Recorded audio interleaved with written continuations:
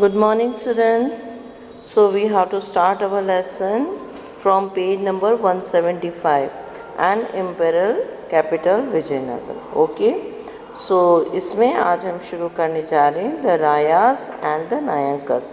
तो आखिर ये रायास और नायंकस कौन होते थे? क्या ये सम्राट होते थे? क्या ये महाराज होते थे? या ये सिपह सलार यानी कि हम जो कहते हैं ना कि जो सैनिकों को चलाने वाली जो मेन अध्यक्ष होते थे वो थे, मिलिट्री चीफ कह सकते हो आप उनको, है ना। तो हम इसे देखने जा रहे हैं। तो let's start the lesson. Among those who exercise the power in the empire were military chief who usually control the fort and had army supports. These chiefs often moved from one area to another, and in many cases they were accompanied by the peasant looking for the fertile land on which to settle. अगर हम देखें तो ये जो Vijayanagar empire था वो मुख्य रूप से मिलिट्री चीफ़ों के हाथ में था। मिलिट्री चीफ जो है वो अलग अलग किले स्थापित करते थे, युद्ध में मदद करते थे और ये एक जगह से दूसरी जगह पे चलित रहते थे, मूवमेंट लेते थे। इनके मूवमेंट लेने का मुख्य कारण होता था कि कोई अच्छी ज़मीन, कोई अच्छा इलाका मिले तो उसे जीतें और उसे अपने अधिकार में ले लें। ज़्यादातर ये जो हैं इनमें अगर हम देखें तीन चीफ को नायंकस कहा जाता था। ये नायक कह दो आप हिंदी में, तो नायकस जो थे तेलुगु और कन्नड़ा भाषी थे ये ज़्यादातर। इनमें से कुछ जो थे वो राजा के लिए समर्पित काम करते थे, यानी कि राजा के अधीन रहते थे। कुछ जो है विजयनगर में अगर हम देखें तो वो ज़्यादातर रिबेल करने वाले मिलिट्री एक्शंस में भी दिखाई देते हैं, यानी कि वो कई बार जो है मिलिट्री एक्शंस में रिबेलियस रूप में दिखाई भी देने गए। देन अगर हम देखें तो इसके अलावा एक और रूप दिखाई देता है जिसे कहा जाता है अमर नायंकस। ये सिस्टम जो है मेजर पॉलिटिकल इनोवेशन था विजयनगर एम्पायर का। जो ये अमर था, ये शब्द माना जाता है कि संस्कृत के समर शब्द से निकला, यानी कि समर यानी कि युद्ध और बैटल यानी युद्ध करने वाले जो हैं वो। या फिर हम ये कह सकते हैं ये शब्द जो है पर्शियन, क्योंकि ये लोग पर्शिया से बहुत ज़्यादा जुड़े हुए थे और पर्शियन लोग से इनका जो था मैच बहुत ज़्यादा था। तो ये पर्शियन टर्म आमिर से लिया गया। आमिर मतलब high nobles. Okay, so what ever जो भी है इनका नाम अमर नायंकर उस समय रखा गया था। ठीक है। सो ये जो है ये मिलिट्री कमांडर जो अपनी टेरिटरी का जो एक रेन्यू देते थे राजा को और गवर्न बाय द रायास के साथ। They collect the tax to other dues from the peasant and chief person and trader area. ये लोग कर लगाते थे अलग अलग व्यापारियों से और काश्तकारों से, और ये जो है रेन्यू ये पर्सनल यूज़ के लिए रखते थे। राजाओं से ये कहा गया कि ये पर्सनल यूज़ जो है कि राजा परमिट कर देते थे कि भाई घोड़ों और हाथियों को पालन पोषण करने के लिए, सिपाहियों को तनख्वाह देने के लिए और जो दूसरे सिस्टम्स हैं उसके अंदर सपोर्ट करने के लिए ये रेन्यू जो है वो कलेक्ट करके रखा जाता है। वहीं पर अगर हम देखें तो जो युद्ध के समय ये लोग राजा के क्या करते थे, सबऑर्डिनेट रह के भी कभी कहीं कहीं पर युद्ध चलाने में मदद करते थे। ओके, सो दीज अगर हम देखें तो विजयनगर जो है फाइटिंग और मतलब करने के लिए इस युद्ध कला और इस पावर के कारण ही पेनिनसुला में अपना दबदबा बनाए रखा था और उत्तरी भारत से भी इसने अपना क्या कर रखा था, अपने आप को सेफ रख रखा था। जो रेन्यू है उसमें से कुछ हिस्सा जो है मंदिरों का निर्माण करने के लिए, ये देवी देवताओं और शक्तियों को प्रसन्न रखने के लिए और सिंचाई के लिए भी खर्च किया जाना आवश्यक होता था।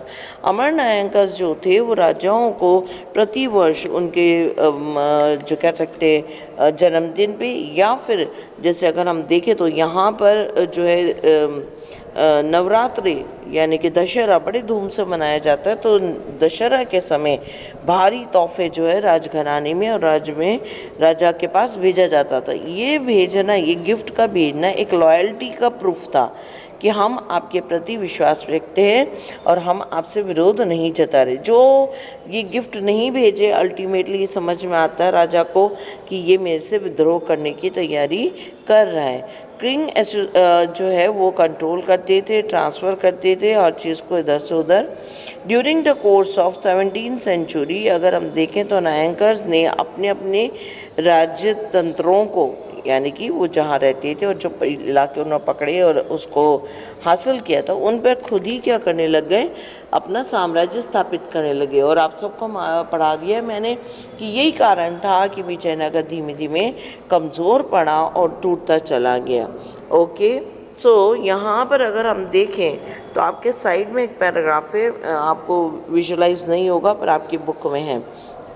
इसके अंदर कैसे हमें पता चलता है कि नायंकर ने कितना टेंपल में डिवोट किया, कितना कोई खुदाने में किया, और उनके नॉबेलिटी के बारे में सब अगर हम देखें तो कई ट्रेडर्स वहाँ आते थे, इटली के ट्रेडर्स आते थे। जैसे यहाँ पर निकोलो डी कैनेटी जो है कॉनेटी जो है उनको देख सकते हैं, अब्दुल रज़ाक जो है उनको देख सकते हैं, पर्शिया के जो रूलर हैं।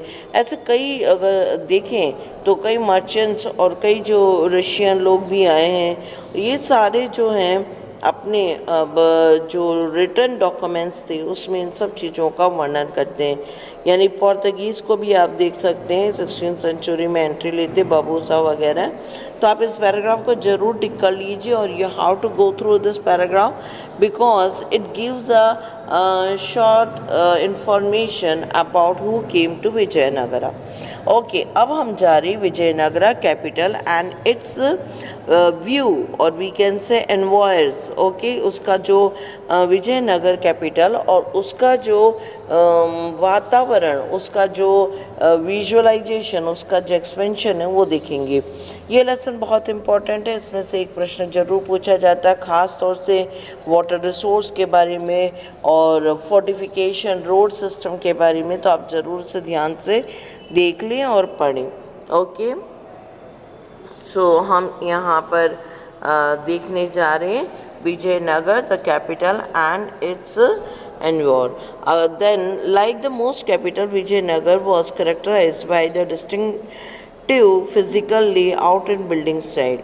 जैसे हम देख सकते हैं अलग अलग जगह पे आपके बुक में है, पेज नंबर 76 में आप विजुअलाइज कर सकते हैं कि किस प्रकार से जोग्राफिकली उसको बताया गया है ग्रिड के अंदर कि किस तरह से इसका एक्सपेंशन और क्रिएशन किया गया था, और बहुत फिज़िकली और उसको बिल्डिंग उसका जो है बहुत अच्छे से बनाया गया। पहला हम देख रहे हैं वाटर रिसोर्स। तो वाटर रिसोर्स में हम जाएंगे। देन वाटर रिसोर्स में क्या चीज़ है इम्पॉर्टेंट, वो आप 3 पैराग्राफ में देख सकते हैं। पहले पैराग्राफ में सिचुएशन बताया है, दूसरे पैराग्राफ में वाटर रिसोर्स की अवेलेबिलिटी बताई है, तीसरे में उसको कैसे हैंडल किया वो बताया। Okay, so the most striking feature about the location of the Vijayanagara is natural basin from by the river Tungbhadra, which flows in the northeasterly direction and surrounding the landscape is characterized by the stunning granite hill and seems to form the granite around griddle around the city। अगर हम देखें तो विजयनगर की खासियत ये है कि एक तरफ तुंगभद्रा का बेसिन है, नदी है, और दूसरी तरफ जो है ग्रेनाइट की चट्टानों वाला इलाका। इस ग्रेनाइट की चट्टानों से होता हुआ कई सारा झरने, मतलब कई सारा पानी जो है झरने के रूप में क्या होता है नीचे के इलाकों पे आता है और नदी से मिलता है। ओके, सो हम यहाँ पर देख सकते हैं कि यहाँ पे कई एनबर्कमेंट बनाए गए पानी को रोक कर, और छोटे छोटे झील तलैया अलग अलग शेप और साइज़ के बनाए गए ताकि ये जो इलाका है वो पानी से कभी त्रास्त ना हो और वहाँ खेती बराबर होती रहे। ये अरेंजमेंट अगर हम देखें तो बेहद अच्छा है उस ज़माने का कि किस प्रकार से उन्होंने टैंक्स वगैरह बिल्ड किए। एक कैनाल जो है जिसका नाम आप देख सकते हैं हरियल कैनाल जो है, ये हरियल कैनाल और दूसरा अगर हम देखें तो कमलापुरम टैंक जो है 15th सेंचुरी का कमलापुरम टैंक, ये सब बहुत इम्पोर्टेंट है क्योंकि इससे पानी जो है रॉयल सेंटर्स को अवेलेबल किया जाता था। और यही पानी जो है आगे अगर देखें तो हरियल कैन का पानी जो है सेक्रेड सेंटर यानी पवित्र इलाका, अभी हम उसको पढ़ेंगे क्योंकि जो ये विजयनगर था इसका एक बड़ा इलाका जो था मंदिरों से घिरा हुआ था, और मंदिर और जैसे मैंने कहा दशहरा बहुत धूम से मनाया जाता था, तो उसके लिए सेलिब्रेट करने की जगह थी, तो वहाँ सबके लिए ये पानी पहुँचाया जाता था, शुद्ध माना जाता था, शुद्धिकरण के द्वारा ये पानी को रखा जाता था वहाँ पे। और अर्बन कोर यानी कि मेन अर्बन वाला इलाका, ये सब अगर हम देखें तो संगमा डायनेस्टी उस समय इसको निर्माण की थी, और ये निर्माण का जो श्रेय उनके पास जाता है। Then fortification of the road. अब फोर्टिफिकेशन मतलब किलाबंदी, आप जानते हैं जयपुर के चारों तरफ किले हैं, तो ऐसे ही राजस्थान में तो हर जगह किले दिखाई देते हैं। तो किलाबंदी और सड़क निर्माण, इसके बारे में जो वर्णन है वो हमें मिलता है एम्बेसडर जो यानी कि जो राजदूत थे, राजदूत जिनका हम कहते हैं अब्दुल ज़कर जो थे, उन्होंने ये बताया है कि कालीकट जो अभी माना जाता है ये जो है चारों तरफ से फोर्टिफाइड यानी कि किलाबंद था। ये किलाबंदी जो उस समय की गई थी ये बहुत इम्प्रेसिव थी, क्योंकि साधारणतः किलाबंदी एक किले से ख़त्म हो जाती है, एक चारों तरफ दीवार खड़ी कर दी हो जाती, परंतु यहाँ पर ये ऐसा नहीं था। सो हम उसको देखेंगे। Okay, so in the 15th century a great impressed by the fortification and mentioned the 7 line of forts. These encircle not only the city but also agriculture, hinterland and forest. The outmost wall linked the hills surrounding the city. अगर हम देखें तो 7 बार उस पूरे राज्य को क्या किया गया, किलाबंद किया गया।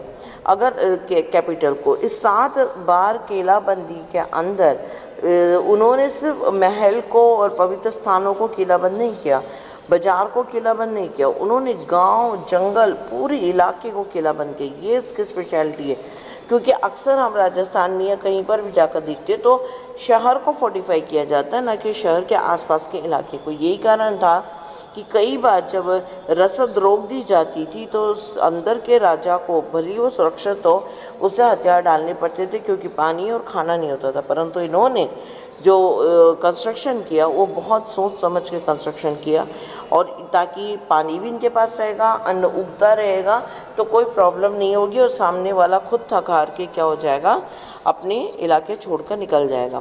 सो यहाँ पर जो बाहर का इलाका वो मेसन से नहीं बनाया था, यानी सीमेंट गारे से नहीं बनाया था, बड़ी बड़ी चट्टानों को काटा, उसे एक ऐसा शेप दिया ब्लॉक्स का, और शेप्स को आपस में फिट करके चट्टानों की दीवार जो है बनाई, क्योंकि इनके पास अच्छी मात्रा में क्या था, ग्रेनाइट था। यही इसी का इस्तेमाल उन्होंने किया।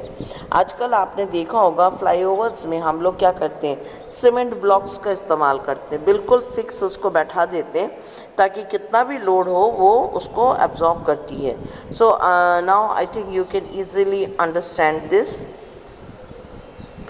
सो हम यहाँ पर देख रहे थे किस प्रकार से ये जो है फोर्टिफाइड रोड्स बनाए गए और किले बनाए गए।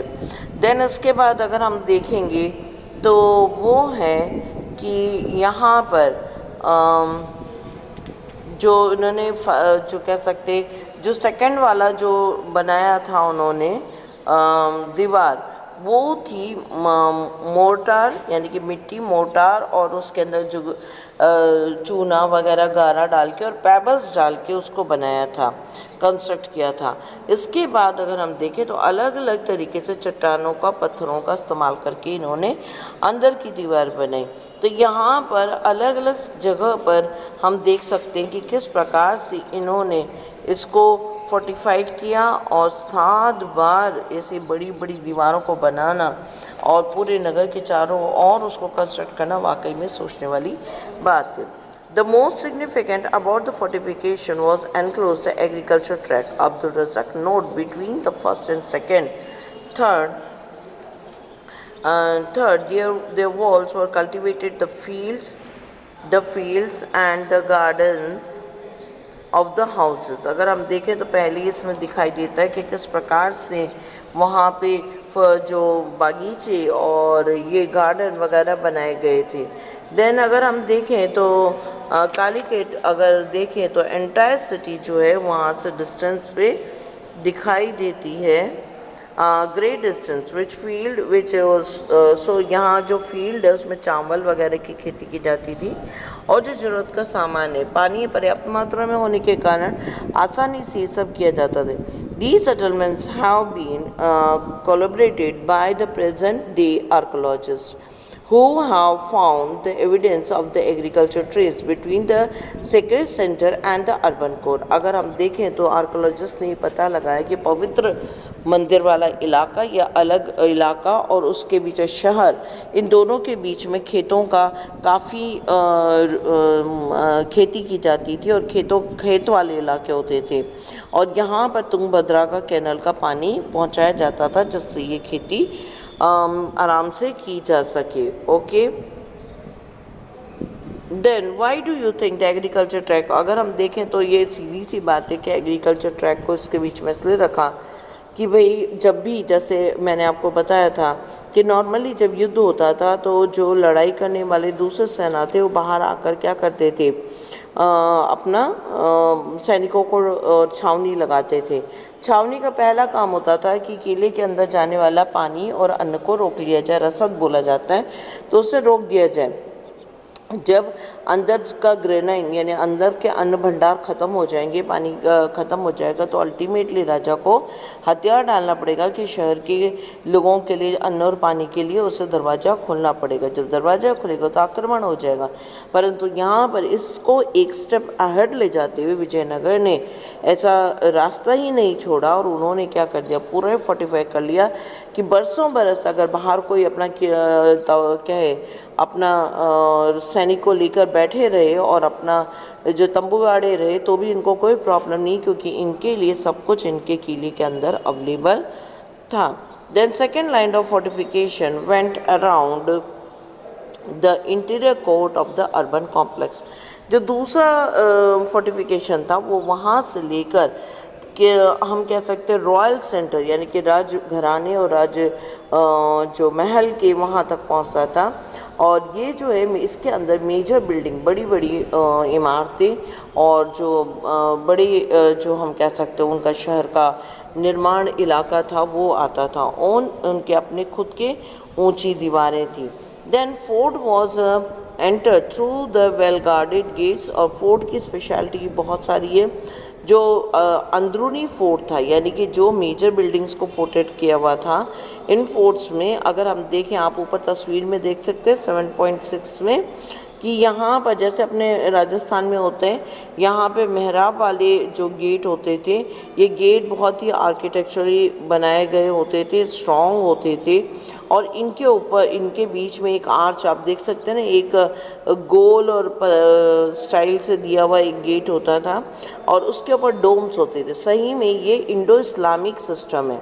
अगर हम देखें तो टर्किश सुल्तान जो थे वो इस तरह का निर्माण करते थे और जब हिंदुस्तानी राजाओं को और महाराजाओं को पसंद है तो उन्होंने भी अपने डोर फॉर्म्स ऐसे किए। तो ये एक इंडो इस्लामिक सिस्टम है जो उस ज़माने से हमारे यहाँ पर पसंद किया और आर्किटेक्चरल एडॉप्ट किया गया। इसके बाद अगर हम देखें तो जो मेन अब आ रहा है आपका रोड सिस्टम, लास्ट पैराग्राफ में आपका रोड सिस्टम आ रहा है, आप ज़रूर उसको अंडरलाइन करें। अभी तक तो अपना सिर्फ फोर्टिफिकेशन चल रहा था। तो अगर देखें तो रोड सिस्टम जो है उसके अंदर हम देखें तो सड़क जो है वो ख़ास तौर से शहर के मेन इलाके में देखी जाती थी। ये मेन इलाके में अगर देखें तो मंदिर से लेकर जो हमारे गेट्स है वहाँ तक और मेन बाज़ार में।